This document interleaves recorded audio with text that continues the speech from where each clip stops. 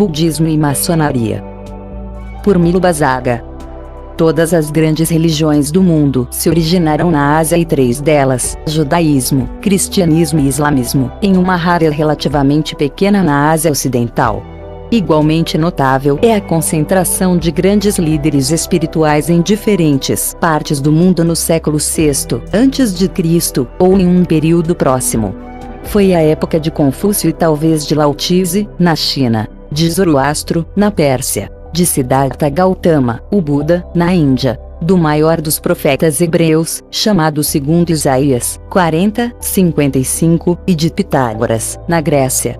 É possível que o aparecimento de civilizações que se diziam universais dessem origem a religiões universais, ou então as novas religiões eram uma reação às tensões nas sociedades existentes, a necessidade de uma saída espiritual e uma fé que transcendesse um politeísmo supersticioso.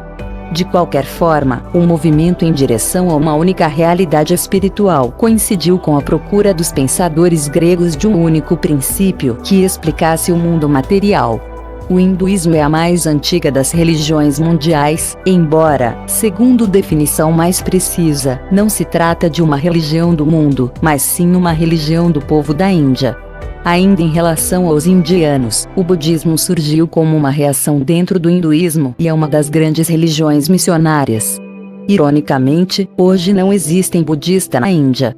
Temos aprendido e ensinado que maçonaria através dos tempos soube usufruir o que de melhor e sublime havia nas diferentes civilizações, nas várias escolas filosóficas e na cabeça dos maiores pensadores e cientistas dos 4 cantos da Terra.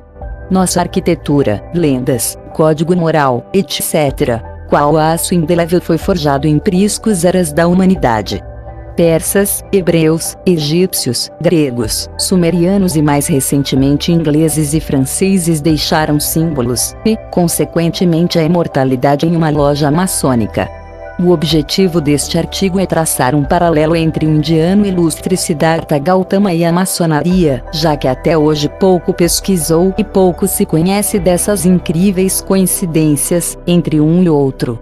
Siddhartha Gautama, o Buda e Jesus, o Cristo, são personagens de vários pensamentos coincidentes e historicamente semelhantes em vários pontos. Ambos não deixaram nada escrito, ambos começaram a pregar ao redor dos 30 anos de idade, e ambos somente chegaram até nós através dos escritos de seus discípulos mais íntimos, e após dezenas de anos de suas mortes. Siddhartha nasceu no ano 567 AC, em Kapilavastu, no sopé do Himalaia, hoje, Nepal e fronteira com a China, filho rico do rei Suddhodana e da rainha Maya. Os monges brahmanes profetizaram para ele uma vida asceta, pobre, miserável e de salvador do mundo.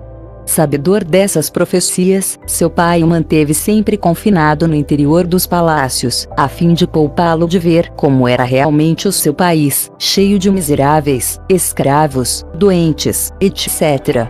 Siddhartha teve os olhos vendados por seu pai até a idade de 30 anos, quando já casado e com um filho, os deuses acharam que Siddhartha deveria sair e empreender a missão para a qual se preparara durante tantos nascimentos e reencarnações anteriores.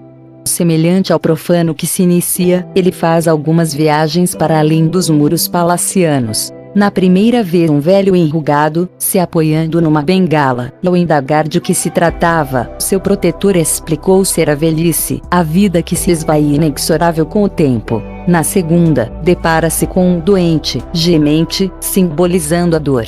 Na terceira viagem, encontra um cadáver já em decomposição, simbolizando a morte. Na última viagem encontra um monge, maltrapilho, mendigo. No entanto, percebe naquele homem um olhar de serenidade, apesar de todas as adversidades por que passava, e é nesta serenidade do mendigo que Siddhartha percebe que existe uma saída que conduz à libertação de todo o sofrimento humano. A partir daí, organiza a sua peregrinação pelo mundo deixando família, riquezas materiais e prazeres mundanos, embrenha-se na floresta, já sem as roupas principescas e sem cavalo. No início, seguindo os passos de monges brahmanes, foi asceta fanático, faquir, esmoler, e chegou a comer apenas um grão de feijão por dia, mas percebendo a inutilidade desta seita e o seu fanatismo improdutivo, volta-se à meditação profunda. Aos 35 anos, após dias de meditação sob a figueira, árvore da sabedoria, recebe o dom da iluminação, e deste momento em diante passará a ser chamado Buda, o desperto, o iluminado. Na maçonaria, a influência hindu se refere à necessidade de meditação do companheiro em diante nos chakras, ligados a algumas cerimônias solenes e alguns sinais de reconhecimento em loja. Ainda uma curiosidade sobre Buda se refere à árvore da sabedoria, ou o Bodhi, em hindu. Debaixo desta árvore, também como Jesus nas oliveiras, Buda foi tentado pelo demônio Mara, com visões de prazer sensual. Segundo o budismo, o homem que vencer suas fraquezas, que arrancar de si todos os desejos ilusórios da vida, esse homem não mais se reencarnará. Embora não desafiasse a rígida estrutura de castas da sociedade indiana, ele insistia em completa igualdade dentro de seu grupo de monges.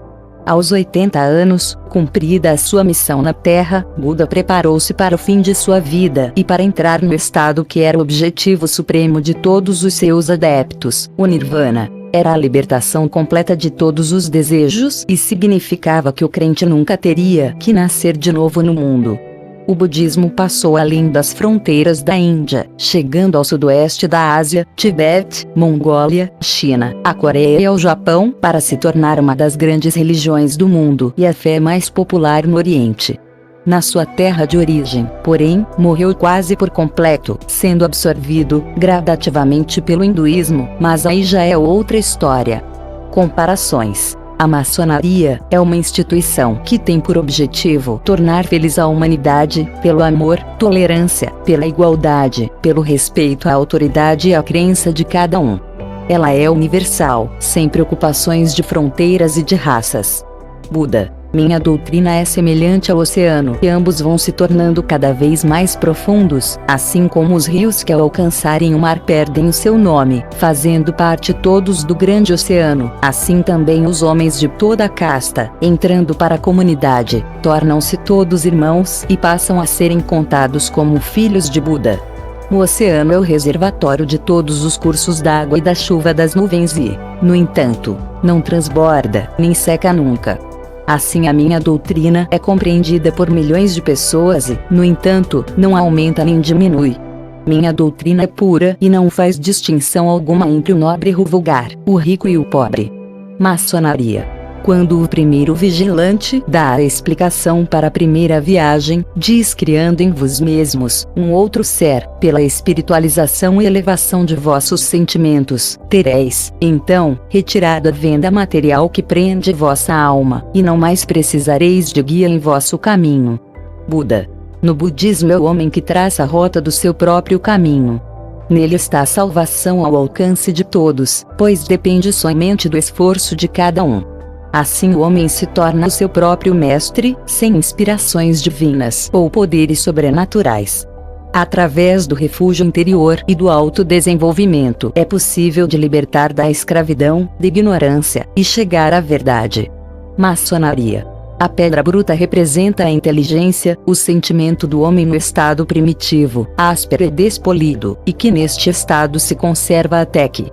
Buda. Eu sou o resultado dos meus próprios atos, herdeiro dos atos. Os atos são a matriz que me trouxe, são os meus parentescos, os atos recaem sobre mim. Qualquer ato que eu realize, bom ou mau, eu dele herdarei. Maçonaria, vencer minhas paixões, submeter minha vontade.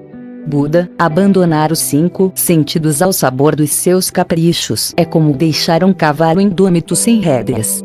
Tal cavalo as pessoas derruba e arrasta dentro do buraco.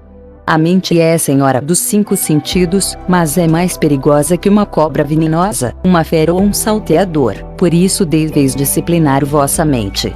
Maçonaria. A maçonaria, embora não seja uma religião, tem contudo uma crença, a existência de um princípio criador, ao qual denomina Gadu.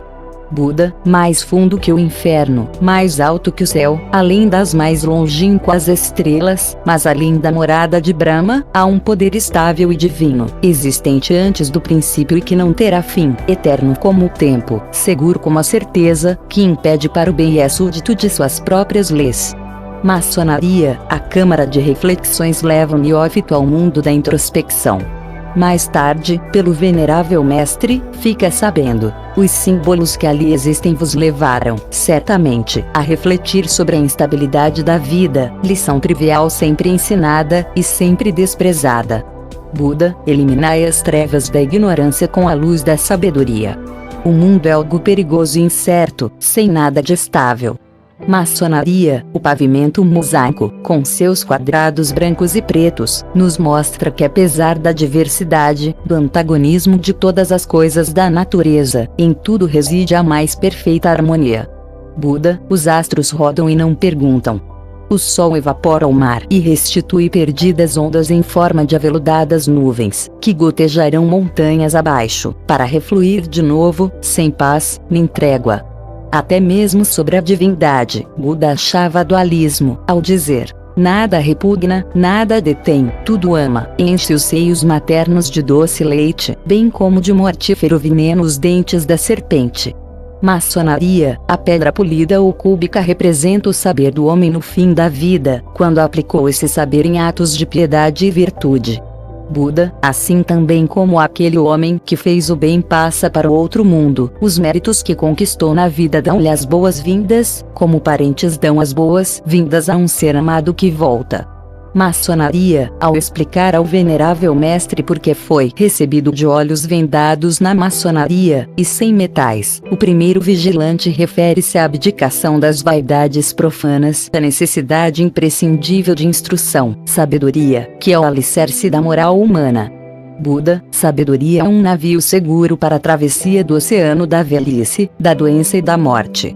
É uma luz no meio das trevas, é um elixir que cura todas as doenças, é um machado que corta as árvores da paixão, por isso, deveis vos esforçar para a obtenção do desenvolvimento da sabedoria. Maçonaria, por que encontrastes facilidades na vossa terceira viagem? Indaga o venerável mestre ao primeiro vigilante, e este lhe diz: porque ela nos mostra o estado de paz e de tranquilidade resultante da ordem e da moderação das paixões do homem que atinge a idade da maturidade e da reflexão. Buda, antigamente meu pensamento vadio errava, daqui e dali, onde o chamavam o amor, o desejo ou o prazer. Hoje eu o domino completamente, como o Kornaka domina o elefante selvagem. Maçonaria, a tolerância, um dos deveres do maçom, sustenta que cada um tem o direito de escolher seguir a sua religião. Buda, um homem que sustenta a verdade deve simplesmente dizer: esta é a minha crença, mas por causa disso não se deve tirar a conclusão absoluta e dizer: só esta verdade, qualquer outra é falsa. Maçonaria, os 3 passos formados cada um e a cada junção dos pés um ângulo reto, significa que a retidão é necessária para quem deseja vencer na ciência e na virtude. Buda, qual é o caminho da salvação? É a retidão, é a meditação, é a sabedoria.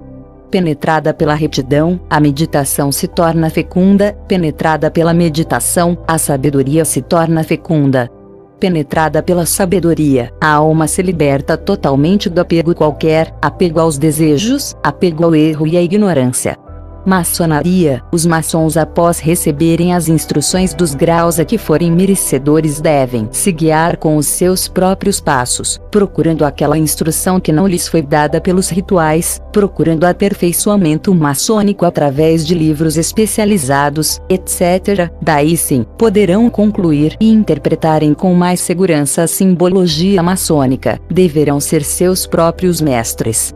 Buda também pregava a necessidade de sabedoria, e a faculdade que os homens alcançam com ela de nortearem seus próprios destinos. Sede vós mesmos, vossa própria bandeira e vosso próprio refúgio, não vos confieis a nenhum refúgio exterior a vós. Apegai-vos fortemente à verdade. Que ela seja vossa bandeira e vosso refúgio. Os que já foram elevados poderão recorrer ao ritual de companheiro e ver que não há diferença nos ensinamentos, daí os de Buda, referentes à busca da verdade, através da meditação. As semelhanças entre as máximas maçônicas e budistas vão se aprofundando, como aprofundando vão os graus, além do de aprendiz. Maçonaria, pergunta o venerável mestre ao segundo vigilante, por que combatemos o fanatismo? E este responde porque a exaltação religiosa perverte a razão e conduz os insensatos a praticarem ações condenáveis, em nome e honra de Deus. Buda, explicando como chegou à perfeição. Fiz bem em abandonar os exercícios ascéticos, fanáticos que ficam dias em jejum e martirizando os seus corpos. Foi uma felicidade eu ter abandonado aqueles exercícios inúteis. Foi uma felicidade eu ter perseverado no pensamento correto, até chegar à iluminação. Como o remo de um barco que agarra na terra firme, o ascetismo, fanatismo, não traz o menor proveito. Maçonaria, para o maçom a sabedoria é primordial, mas a prática da caridade e beneficência de modo sigiloso é um dos importantes postulados a serem seguidos. Buda, saber de cor todos os livros sagrados brahmanes não conduz à verdade. O conhecimento útil e a verdadeira ciência só podem ser adquiridos pela prática. Inscreva-se no nosso canal e acione o sininho para receber novos vídeos.